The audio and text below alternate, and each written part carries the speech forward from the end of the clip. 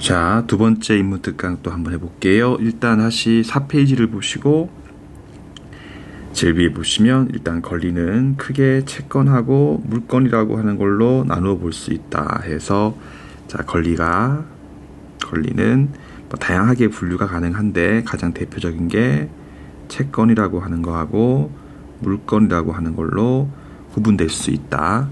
그럼 채권이라고 하는 것은 아까 우리 공부했지만 특정인 갑이 특정인 을한테 이렇게 뭔가 요구할 수 있는, 가지고 있는 권리를 말한다까지 공부했었습니다. 그럼 이제 물권이라고 하는 게 뭔지 한번 보도록 할게요. 쭉 내려보시면 목차 나번에 물권 관계라고 하는 말이 있고요. 자, 우리가 방금 봤던 X 노트북 사례에서 을이 갑에게 매매 대금을 지급하고 을이 X 노트북의 소유권을 취득했다고 하자.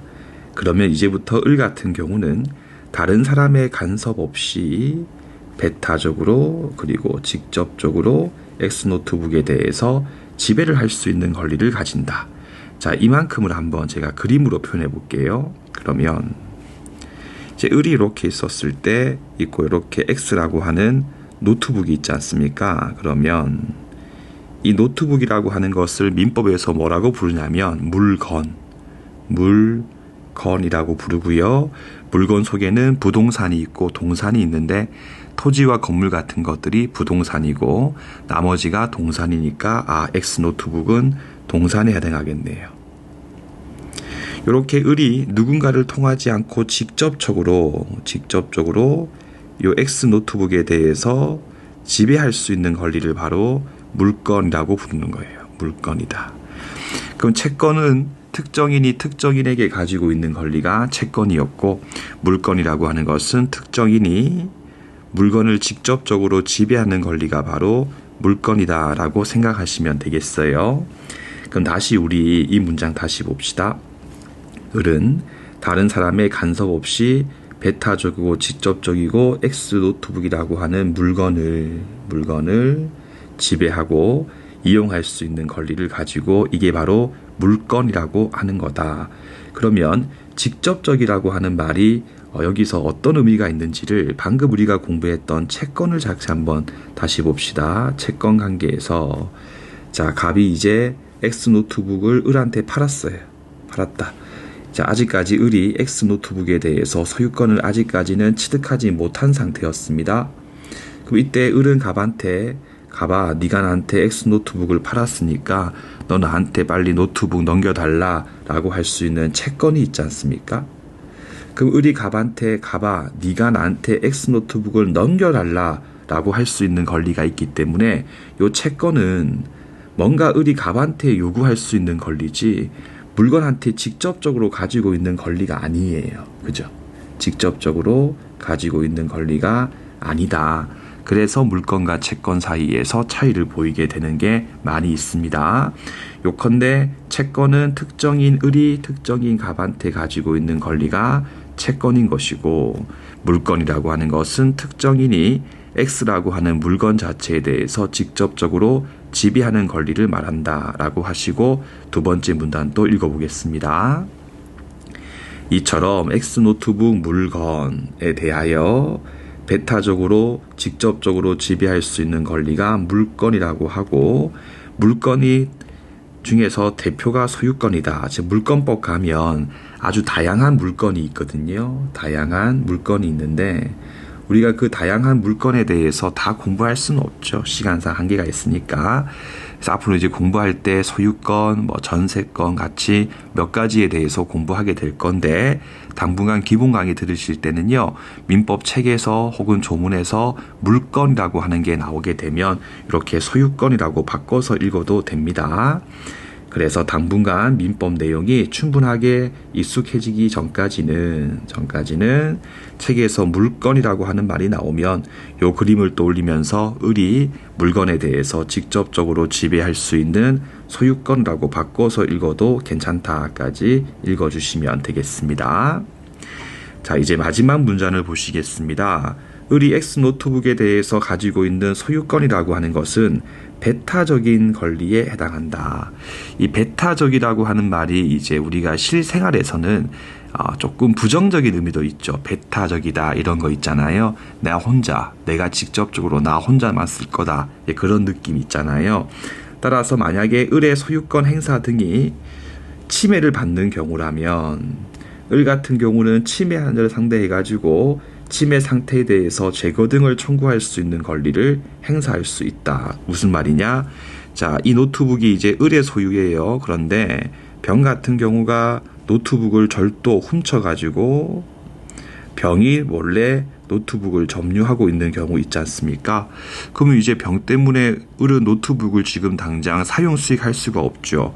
그래가지고 병이 을의 소유권 행사에 대해서 침해를 했을 경우에는 을이 병한테 야 빨리 내 건데 돌려줘 라고 할 수 있는 권리를 행사할 수가 있거든요. 이제 그게 바로 그 유명한 소유권에 기한 물청이고, 제가 앞으로 강의할 때 청이라고 하면 얘를 떠올리시면 되겠어요. 얘는 이제 본격적으로 공부를 하는 부분이 제2편에 보시면 물권법 영역에서 주로 공부하거든요. 근데 우리 시험에서도 이미 종종 출제가 되고 있었고, 이제 앞으로 우리 시험이 사시 문제로 바뀌면서 사례 문제가 이제 출제가 많이 된다면 이 소유권에 기한 물청에 관한 쟁점을 전혀 배제하고는 사실 사례 문제를 출제할 수가 없거든요. 따라서 꼭 필요한 내용이기 때문에 아래 내용에서 인문특강 할 때 다시 자세하게 공부를 하게 될 것이다 까지 잡아두시면 되겠습니다. 그래서 우리 교재 이제 5페이지를 가보시면 로마자 3번 제목에 보시면 민법의 4대 청구권에 대한 설명이 이렇게 나와 있죠. 이제 본격적으로 한번 이 네 가지의 권리에 대해서 공부해 볼 건데, 다시 한번 더 용어를 익혀봅시다. 첫 번째가 계약상 청구권이라고 하는 권리가 있고, 두 번째가 줄여서 소물청이라고 하는 권리가 있고, 세 번째가 부당이득 반환 청구권이라고 하는 권리가 있고, 얘는 민법 제741조에 있는데 조문 숫자에 대해서 암기할 필요 없고요. 제가 계속 반복해서 수업 시간에 같이 이야기를 하기 때문에 듣다 보면 그냥 저절로 암기됩니다. 33문구 이런 느낌으로. 네 번째로 불법 행위에 근거한 손해배상 청구권, 이 네 가지를 이제 인문특강에서 요건 중심으로 공부하게 될 거고요. 요 불법 행위는 민법 제750조 이하에서 조문이 쫙 나와 있습니다. 이 네 가지를 가지고 이제 민법 전체적인 틀을 한번 세워보도록 하겠습니다. 자, 먼저 첫 번째 공부할 대표 권리 1번은 이른바 계약상 청구권이라고 합니다. 자, 일단 여러분들 계약이라고 하는 것은 민법에 되게 많이 있거든요. 그래서 계약이라고 하는 것에 어떤 종류가 있는지는 참 재밌는 게, 우리가 이제 민법 기본 강의 들을 때나 민법 책을 보면요, 제일 처음에 민법 총칙을 먼저 배우고, 그 다음에 채권 총론 파트, 채총에 대해서 공부하고, 그 다음에 이제 채각이라고 하는 파트에서 공부를 하게 됩니다. 그런데 계약이라고 하는 것이 정확하게 어떤 계약들이 있는지는 여기 제일 끝에 있는 채권 계약 가가지고 증여 계약도 공부하게 되고, 매매 계약도 공부를 하게 되고, 임대차 계약도 있고, 도급이라고 하는 계약도 있고, 계약이 되게 많이 있거든요. 그러니까 계약이라고 하는 용어를 민총부터 쓰는데 또 구체적으로 계약이라고 하는 것이 무엇인지는 한참 뒤에서 배우기 때문에 당분간 민법 공부하실 때는 계약 중에 대표가 바로 이 매매 계약이 대표거든요. 그래서 항상 매매 계약을 떠올리시면서 책을 읽으시고 갑하고 을 사이의 관계를 생각하시면 수월하게 공부를 할 수가 있습니다. 그래서 먼저 밑에 질문부터 보시겠습니다. 자, 이게 문제라고 보면요, 천천히 갑이 누구에게? 을에게. 자, 제가 이제 인문특강을 PDF로 이제 준비했던 것 중에 하나가 뭐냐면, 이런 것들, 민법에서 제일 중요한 게 뭐냐면, 누가 갑이 누구에게 라고 하는 것도 진짜 중요한 문제인데, 요거 이제 문제의식이 없으니까 좀 설렁설렁 있는 경우가 있어요. 그래서 누가 누구에게 무엇을, 매매 계약을 기초로 매매 대금의 지급을 청구하기 위해서 무엇을이죠. 요게 이제 어떻게 보면 민법의 거의 90%라고 보시면 돼요. 그럼 다시 갑이 을에게 다른 건 모르겠고 매매 계약에 근거해가지고 매매 대금 주세요라고 할 수 있기 위해서는 어떤 요건이 필요한가? 여기서 우리가 아까 전에 채권 관계에 대해서 뭔가 공부한 게 있지 않습니까? 그거 잠깐 가지고 와서 천천히 여러분들 갑이 을에게 매매 계약에 근거해서 매매 대금을 주세요라고 하는 거 보면 일단 갑하고 을 사이에서 매매 계약했으니까 둘 중에 한 명이 매도인이 될 것이고 둘 중에 한 명이 매수인일 거거든요. 그러면 갑이 매도인이겠습니까? 매수인이겠습니까? 예, 그렇죠. 갑이 매도인이니까 을아 내가 니한테 아이패드를 팔았지만 너 나한테 돈 줘야지라고 하겠죠. 그러니까 갑 같은 경우가 매도인에 해당할 것이고 을 같은 경우가 매수인에 해당할 것이고 결국 갑이 을에게 매매 대금 채권을 행사할 수 있냐. 매매 대금 채권을 행사해서 매매 대금의 지급을 청구할 수 있는가 없는가에 대해서 묻고 있는 것이다까지 파악을 하신 다음에 자 여기 보시면 이제 핵심 암기사항이라고 되어 있는 부분 있지 않습니까? 제가 이제 인문특강 1강 제일 처음에 할 때에 여러분들 복습을 크게 열심히 하실 필요는 없습니다. 다만 제가 수업 시간에 암기하라 이렇게 강조 드리는 부분은 반드시 암기하세요 했던 게 있죠. 자 이겁니다. 요만큼은 무조건 이제 마치 구구단처럼 철저하게 암기를 하셔야 됩니다. 그래서 기본 강의 듣기 전에 최소 10번 이상을 읽어가지고 통으로 암기해버리세요. 자, 같이 한번 읽어보겠습니다. 갑이 을에게, 갑이 누구에게 을에게 무엇을 계약상 청구권을 행사하려면 1단계 성립 요건이라고 부릅니다. 자, 먼저 갑하고 을 사이에서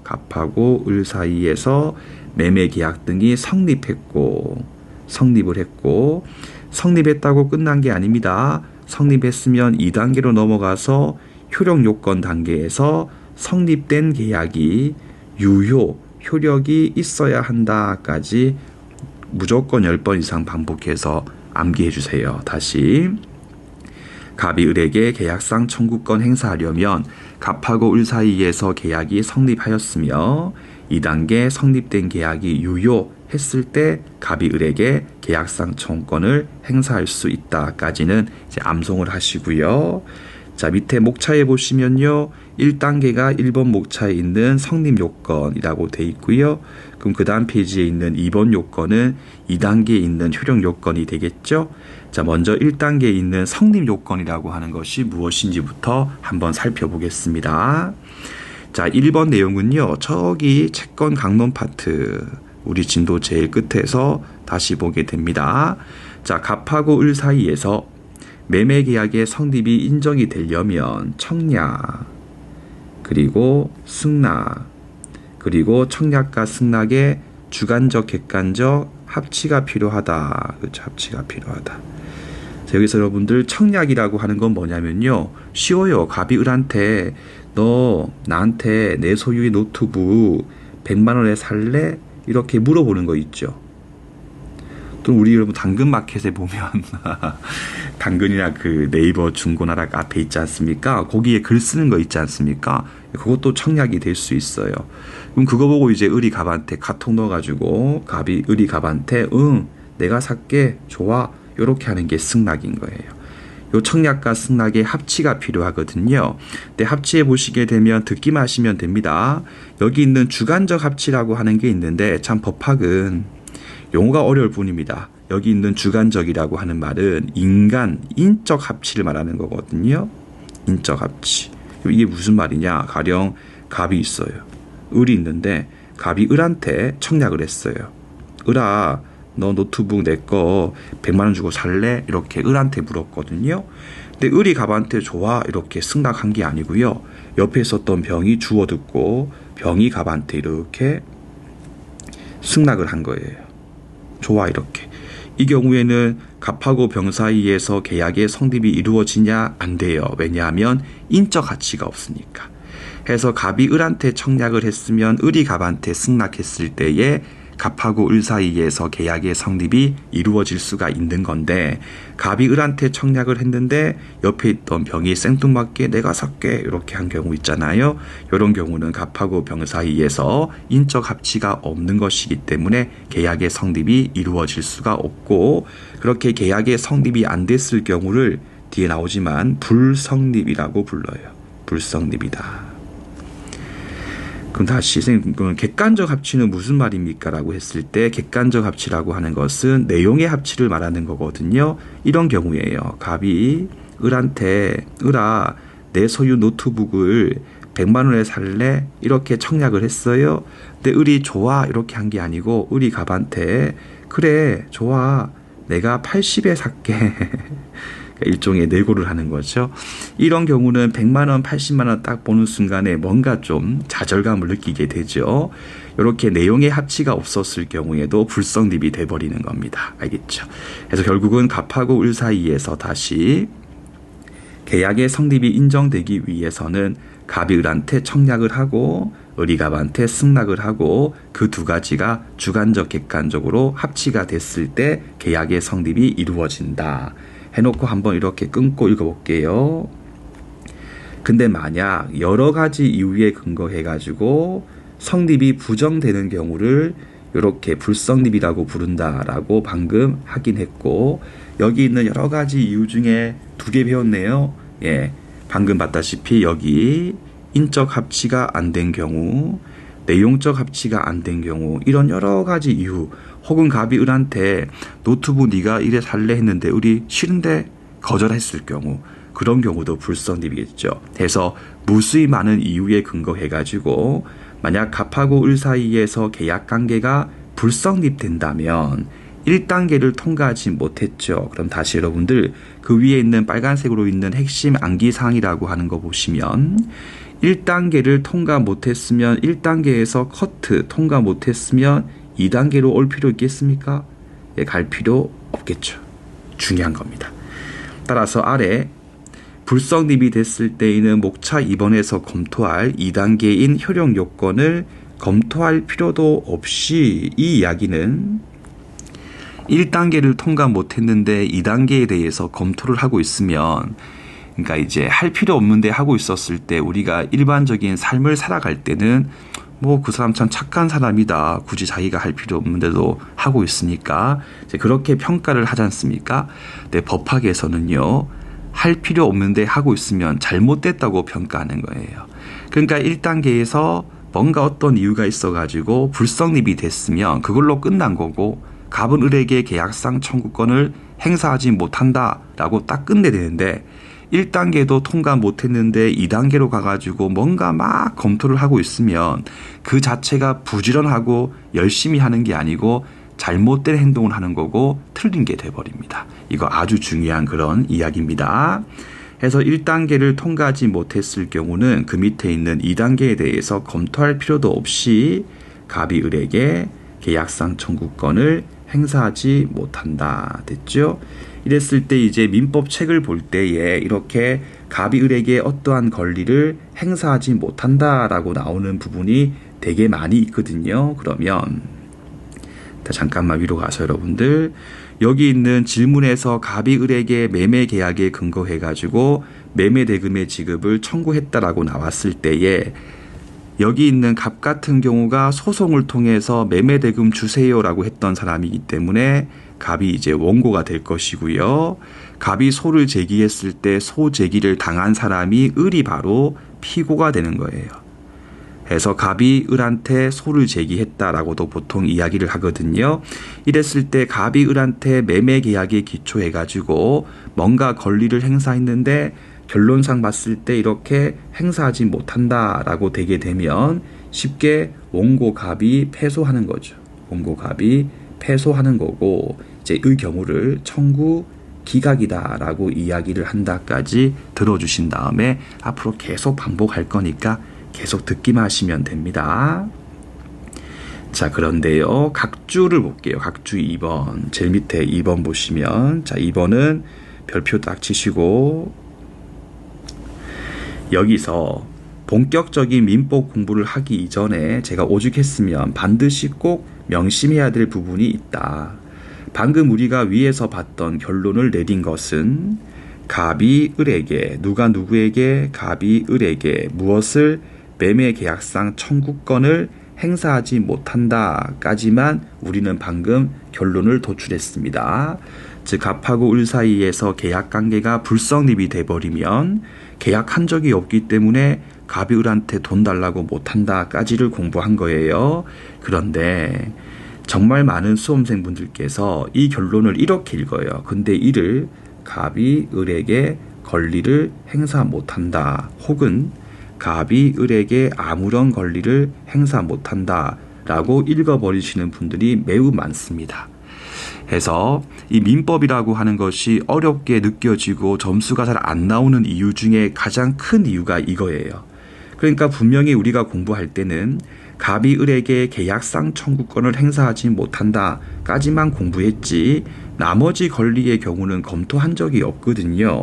따라서 이렇게 정확하게 인식하지 않고 갑이 을한테 권리를 행사하지 못한다, 혹은 갑이 을에게 그 어떤 권리도, 아무런 권리도 행사하지 못한다라고 책을 읽는 것은 명백하게 잘못된 것이다.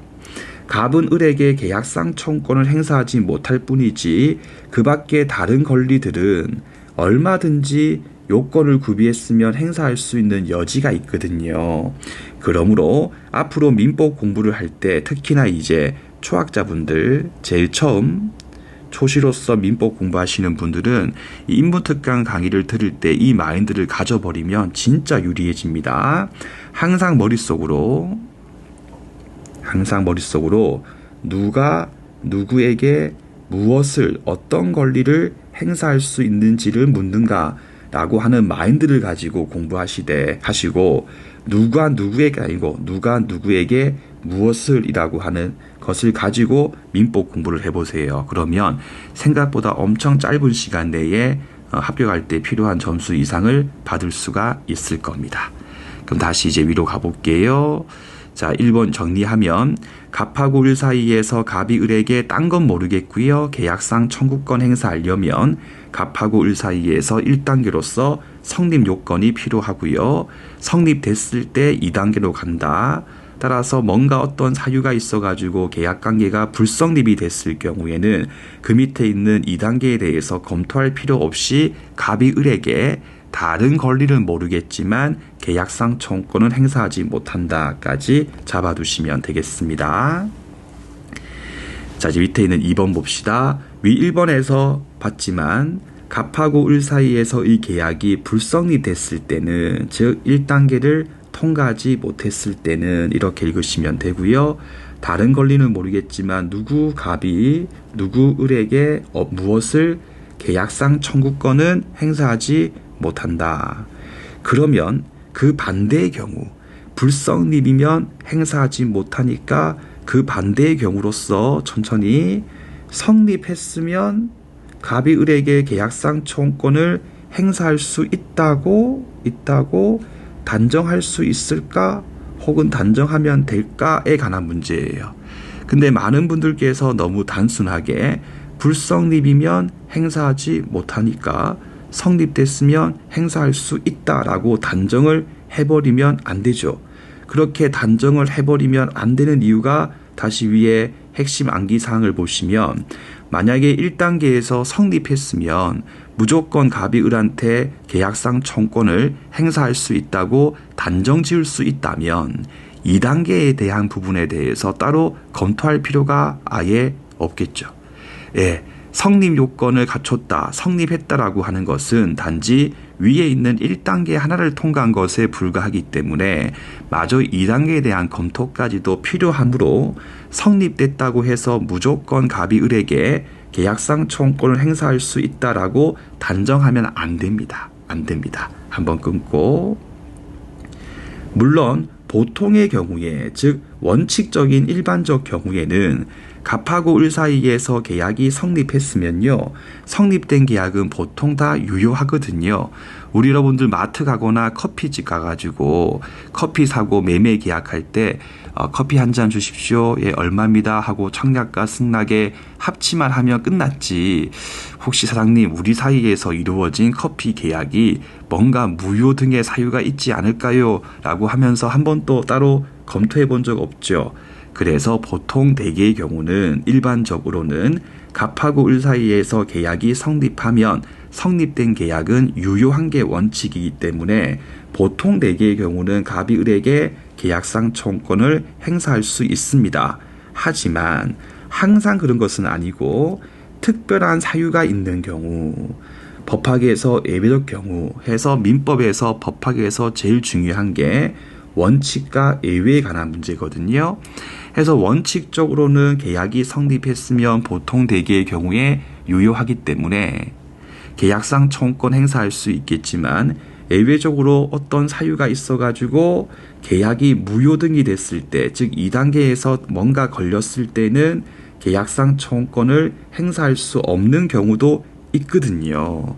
그러므로 갑하고 을 사이에서 계약의 성립이 인정된다고 하여 갑이 을에게 계약상 청구권을 행사할 수 있다고 단정하지 말고, 왜 아닌 경우도 있으니까, 아닌 경우도 있으니까, 경우도 있으므로 차분히 2단계 효력 요건까지 검토를 하자. 그렇죠? 그래가지고 2단계까지 다 통과했을 때 비로소 갑이 을한테 계약상 청구권을 행사할 수 있다라고 하시면 되겠습니다. 됐죠? 한번 쉬고요. 2단계에 대해서 다시 검토를 해보겠습니다.